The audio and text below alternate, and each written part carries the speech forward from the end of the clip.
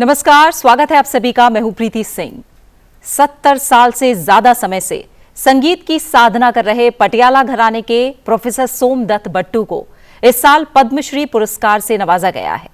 शास्त्रीय संगीत को बढ़ावा देने में उनके असाधारण योगदान के लिए उन्हें पद्मश्री सम्मान दिया गया है। प्रोफेसर सोमदत्त बट्टू 86 साल के हैं। लोक संगीत, शास्त्रीय गायन और सुगम गायन में देश विदेश में भारतीय संगीत का परचम लहराने वाले प्रोफेसर सोमदत्त बट्टू को इससे पहले कई पुरस्कारों से नवाजा जा चुका है। 2018 में उन्हें संगीत नाटक अकादमी सम्मान भी मिल चुका है। हिमाचल प्रदेश के शिमला जिले के गांव में जन्मे प्रोफेसर सोमदत्त बट्टू की संगीत यात्रा वास्तव में अनुकरणीय और अद्भुत है। उनके शिष्य आज देश विदेश में भारतीय संगीत का परचम फहरा रहे हैं। महान शास्त्रीय गायक और संगीतकार प्रोफेसर सोमदत्त बट्टू इस समय खुद हमारे साथ जुड़े हुए हैं।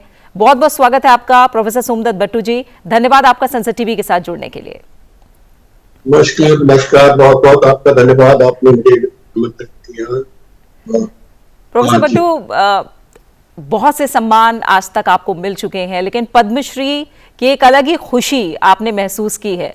महज 6 साल की उम्र में आपके पिता पंडित रामलाल बट्टू से आपने संगीत सीखना शुरू कर दिया। आज 86 साल की उम्र में भी आप शास्त्रीय संगीत को नई ऊंचाइयां देने का काम कर रहे हैं। इस पूरे सफर को कैसे देखते हैं आप आज?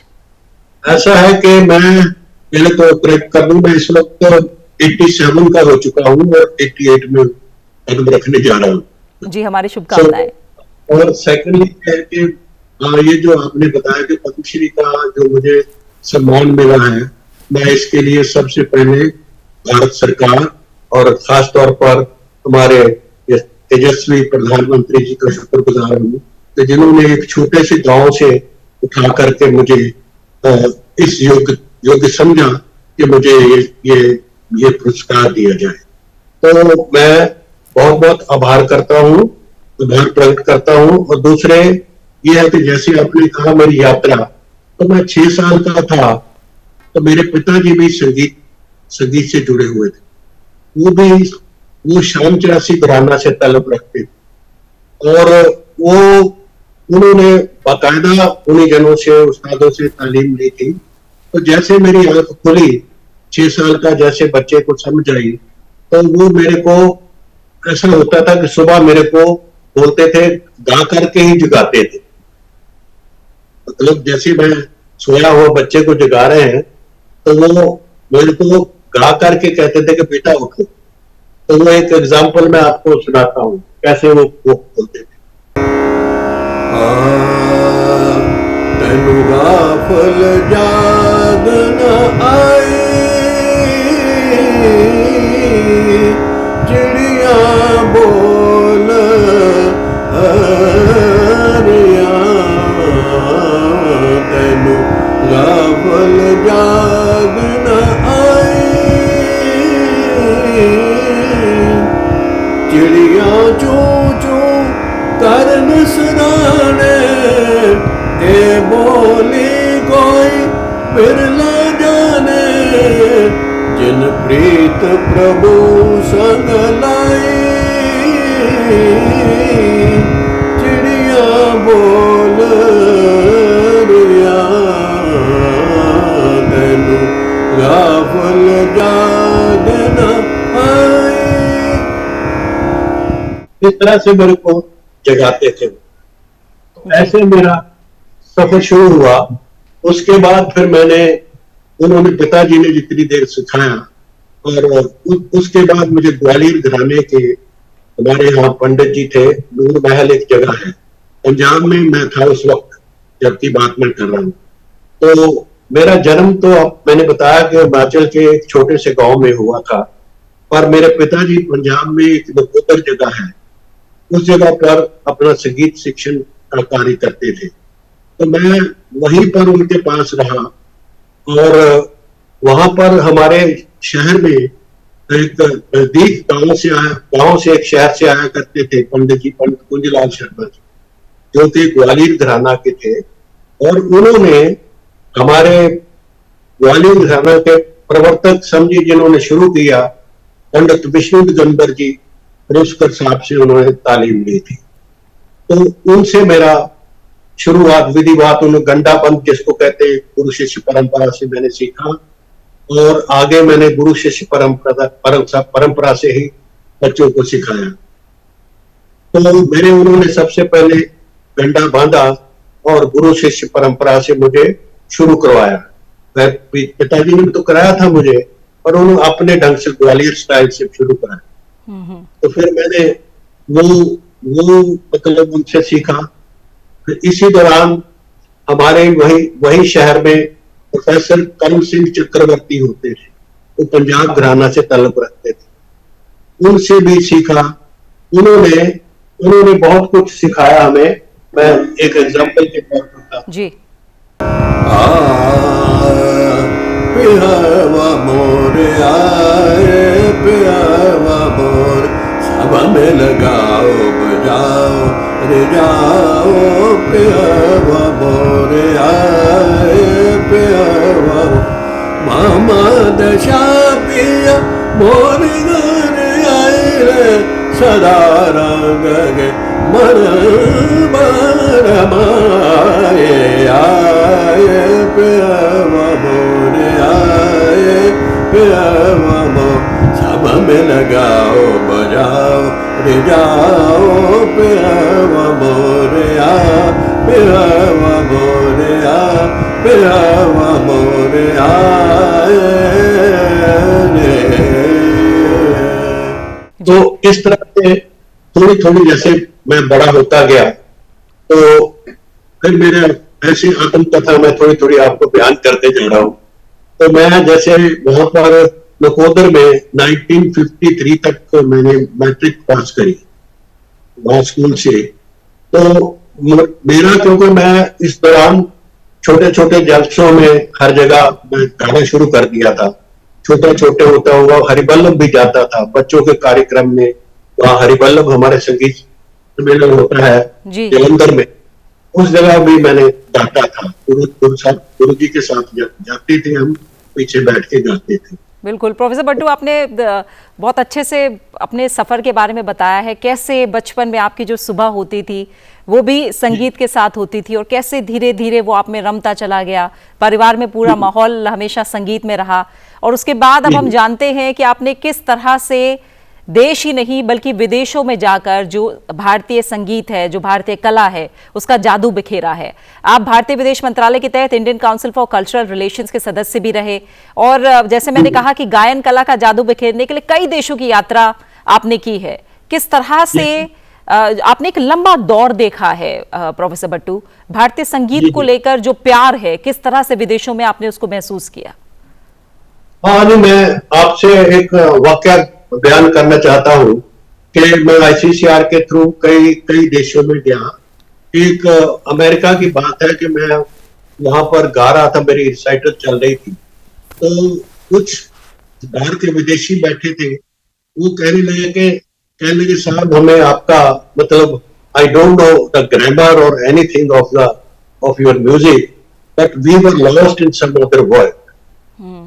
जी। तो इस तरह उन्होंने कहा कि हम पता ही नहीं समाधि में कहाँ चले गए। तो ऐसे एक्सपीरियंसेस हुए हैं।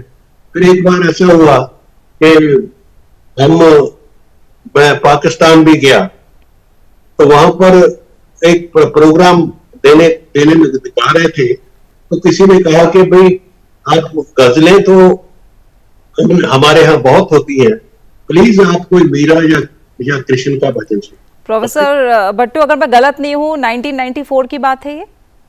जी हाँ, जी हाँ, जी हाँ। जी तो बताइए। ये पूरा वाक्य यही। फिर उस वक्त ये कराची की बात है जी। कराची में वहां पर मिस्टर डोगरा होते थे, he was the council general. उनके यहाँ महफिल हुई। उन्होंने बड़े बड़े सारे दिग्गज लोग बुलाए थे, जिसमें मैं अगर गलत नहीं हूँ तो बेनजीर भुट्टो भी थी, और बड़े महान जो वहां के elite of the society they were sitting there. तो उन्होंने कहा कि आप भजन सुनाइए कोई, तो मैंने फिर भजन सुनाया जी। तो इस तरह से कई एक्सपीरियंस है। जी हाँ, बोलिए। जी, संगीत की कोई सरहद नहीं होती, इसीलिए कहा जाता है कला की कोई सरहद नहीं होती। जी हाँ, जी हाँ, कोई सरहद नहीं। बिल्कुल। और भी कुछ और देशों से जुड़ा अगर कोई वाकया आप बताना चाहें, इस समय हमारे साथ साझा करना चाहें? हाँ, इसमें मैं आपको बताऊं कि बहुत देशों में भी, जैसे नाइजीरिया गया तो वहां वहां पर मैंने वहां पर भी प्रोग्राम दिए, तो वहां भी बहुत सराहा उन्होंने, लोगों ने कुछ, एक वहां उनका एनुअल दिवाली मेला होता है, तो दिवाली मेला में उन्होंने मुझे ऑनर भी किया, और और मेरा गायन भी सुना। मेरे साथ संगीतकार भी गए थे, आईसीसीआर की तरफ से हम गए थे, तो हमारे साथ कॉम्पिटिशन भी थे मेरे साथ। जी। और फिर हम कई जगह गए हैं। वैसे मैं बहुत सी बातें आपसे क्या ये टाइम में क्या क्या बताऊं मैं, और ये है कि बड़ा सफर बहुत रंगीन सा रहा। और लाइफ, फिर उसके बाद में आपको बता, मैं आई एम इनटू एकेडमिक्स। जी। मैं कोई 40 साल तो मैं, फिर मैंने आपको बताया ना पहले, मैं दिल्ली में आ गया था।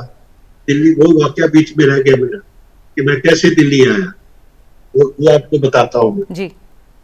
मैं एक बार जैसे बैटिंग करने के बाद मैं लुधियाना में एक जलसा हो रहा था, तो उसमें मैं गया, मैंने भी गाना गाया। तो वहां एक मेरे गुरुजी, जिसको मैंने बाद में कह दिया कि मैंने वहां उनसे सीखना है, तो वो उनसे भेंट हुई। तो उन्होंने उनका गाना सुनिए क्या सुनाया, जिससे मैं मुतासिर हो गया कि मैंने इनसे सीखा। भीम पलासी में रात में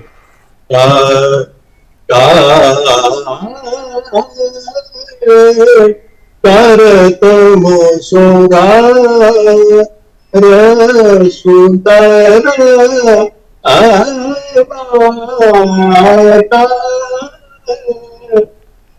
तो ये पटियाला घराना के लाभ शर्मा, जो थे उस्ताद आशिक अली खान साहब के शागिर्द थे।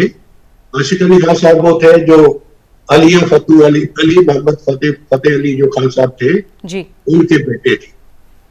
तो मेरा डायरेक्ट ताल्लुक फिर उनसे, उसी खानदान से मेरा हो गया। गुरु जी ने, क्योंकि उनसे आशिक अली खान साहब से सीखा, तो उन्होंने फिर बहुत सी बंदिशें मेरे को सिखाई पटियाला में। जी। थोड़ा प्रोफेसर बट्टू, अगर आप अपने शिष्यों के बारे में बताएं। बड़ी संख्या में ऐसे लोग हैं, ऐसे युवा हैं जिन्हें आपने शास्त्रीय गायन का एक तरह से हुनर आप सिखा रहे हैं, सिखाया भी है। थोड़ा सा आप बताएं, आज के युवाओं में किस तरह की ललक है भारतीय संगीत को लेकर, कैसा भविष्य देखते हैं आप? हाँ, नहीं देखिए, मैं क्योंकि मैंने आपको बताया एकेडमिक से जुड़ा रहा, मैंने कॉलेज में पढ़ाया काफी देर, 40 साल के करीब मैंने पढ़ाया, और बड़े बच्चे तैयार हुए, यूनिवर्सिटी में आए, यूनिवर्सिटी में भी रहा, मैंने वहां भी पढ़ाया। तो ऐसा, और जो कि अच्छी अच्छी जगहों पर, कोई विदेशों में भी अपने स्कूल चला रहे हैं, कुछ यूनिवर्सिटी के कॉलेजों में, मोस्टली मेरे हिमाचल में कॉलेजों में मेरे स्टूडेंट हैं। मैंने आपसे अर्ज करूं कि मैं जब 1958 में गया था शिमला, इधर से अपनी एजुकेशन पूरी करके, गुरुजनों से सीख करके, मैंने कहा फिर मैं अपने प्रदेश में जाता हूँ। तो वहां जाकर के संगीत का पहले कुछ था नहीं वहां पर, फिर आस्ता आस्ता जब मैंने देखा, फिर कॉलेज में वो सब्जेक्ट स्टार्ट हुए, फिर उसका प्रचार प्रसार किया, तो मैंने घर में रखकर गुरु शिष्य परंपरा से बच्चों को, वहां के बच्चों को ट्रेन किया। अपने घर में रहते थे मेरे, और जैसे गुरुकुल होता है उसी तरह वहीं रहना। मेरी मिसेज जो थी उनके लिए खाना बनाती थी, वही कहने की बात नहीं, जो भी था बिल्कुल उनकी सेवा करते थे हम, और वो सीखते भी थे, और विदाउट चार्जिंग एनीथिंग। जी। आप कोई फीस नहीं लेते हैं? जी, बिल्कुल कोई फीस नहीं ली, ना आज तक लिया, ना मैंने देखा था। और बल्कि वो, उनका क्या पता, उन्हीं की दुआएं हैं कि मुझे आज ये पद्मश्री मिला। तो मैं तो यही समझूंगा कि क्योंकि वो रिज्क पे लगे हुए हैं, अपने अपने बाल बच्चे बाहर डाल रहे हैं और सब कुछ कमा खा रहे हैं। अच्छी चेयरमैन है डिपार्टमेंट म्यूजिक के इस वक्त तो हिमाचल में, वो मेरा शागिर्द है, और कॉलेजेस में तो बहुत है, सारे हेड ऑफ डिपार्टमेंट लगे। इसीलिए सिर्फ प्रोफेसर बट्टू सिर्फ आपके शिष्यों का ही नहीं, देश विदेश में तमाम जो कला प्रेमी हैं बेहद सम्मान और बेहद प्यार आपको देते हैं, जिस तरह से आप लगातार हुनर को निखारने का काम भी कर रहे हैं। थोड़ा सा मैं प्रोफेसर बट्टू समझना चाहूँगी, लोक संगीत की या शास्त्रीय गायन की जब हम बात करते हैं, इसमें तमाम तरह के प्रयोग किए जा रहे हैं। हम देख रहे हैं पारंपरिकता के साथ, आप इसे क्या समझौता मानेंगे या आप इसे समय की मांग मानेंगे? जिस तरह से जो प्रयोग हो रहे हैं आए दिन, इसे आप कैसे देखते हैं? नहीं, मैं देखिए जो इसमें वो कुछ करते हैं ना, मैं फ्लूक फ्लूक सॉन्ग मैं थोड़ा सा एक एग्जांपल बताता हूँ आपको। ये देखिए एक चंपा का फ्लूक सॉन्ग है। जुग के ओ धारा रे ओ गुजरो करना मेरे दादा जो सिखा। अब ऐसा है, this is the winter song, इसमें बहुत कुछ हेरा फेरी करने लग गए। मतलब उसमें मैंने ये सोच देखा कई बार कि उसमें कुछ फिल्मी गाने जो देते हैं, बताइए, तो वो फोक की जान जो है उसकी वो प्राण खत्म हो जाता है। तो मैं ये नहीं चाहता कि उसमें अडल्ट्रेशन नहीं होनी चाहिए। जी जी, वो टोटली डिसएग्री, बिल्कुल मुतफिक नहीं। ठीक है प्रोफेसर बट्टू, इसीलिए मैंने आपसे पहले भी ये पूछा था कि आजकल के युवा में आप कितना जोश, कितना प्यार, कितनी लगन देखते हैं कि जो जड़ें हैं उन्हें समझें, लोक गायन को लोक गायन की तरह ले, शास्त्रीय गायन की जो जड़ें हैं उन्हें समझे, उसकी बारीकियों को जाने समझे। कितनी लगन आप आजकल के युवाओं में देखते हैं, कितनी ललक है?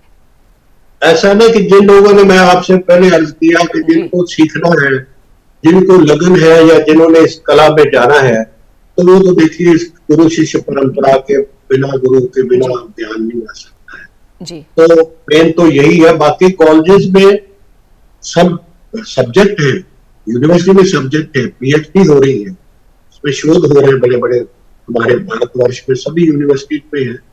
और एक तो यूनिवर्सिटी तो बहुत, मतलब बहुत सभी यूनिवर्सिटी में तकरीबन है।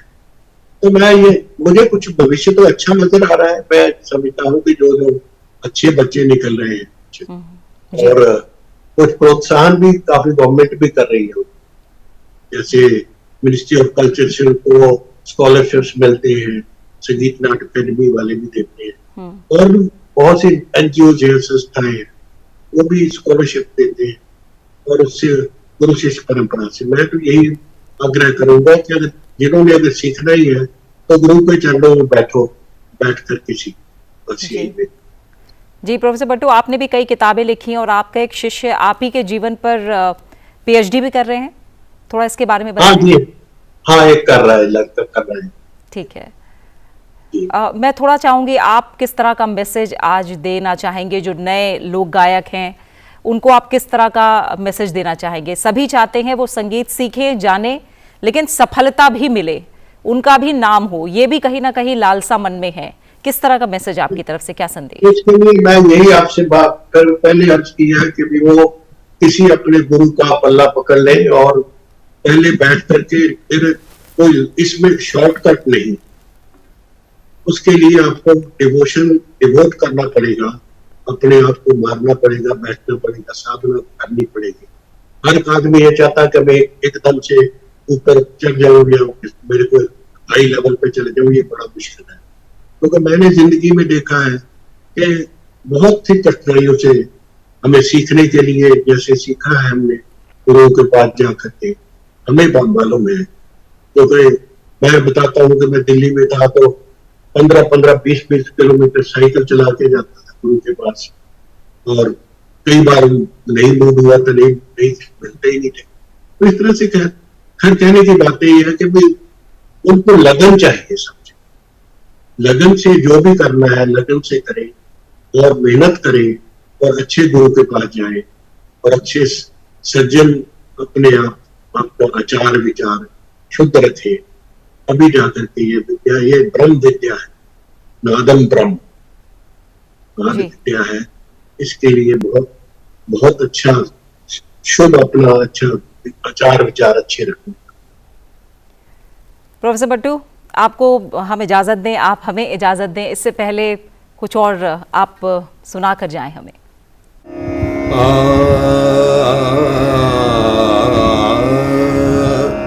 तनु बोल बोल बोला रे मैं, तनु बोल बोल बोला रे मैं, रात गई तनु जाग न आई, निंदरे नाई जो सोहरिया तेनू बोल बोल बुला रहा मैं तेनू बोल बोल बुला रहा जाग जाग जागण दी बेला रहन गई हुण दिन हो गया तेनू बोल बोल बुला रहा मैं तेनू बोल बोल सदा गमदा पद मप मगरे गम प गम रे तेनू बोल बोल बुला रहा मैं तेनू बोल बोल बुला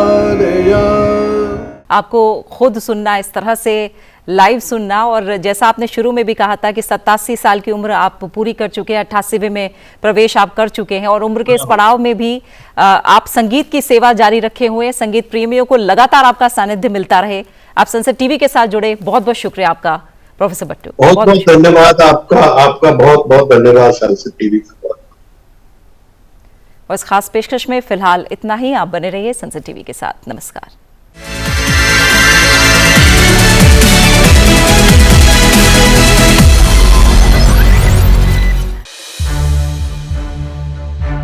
To watch more programs of Sansad TV, subscribe to our YouTube channel and don't forget to like and share them.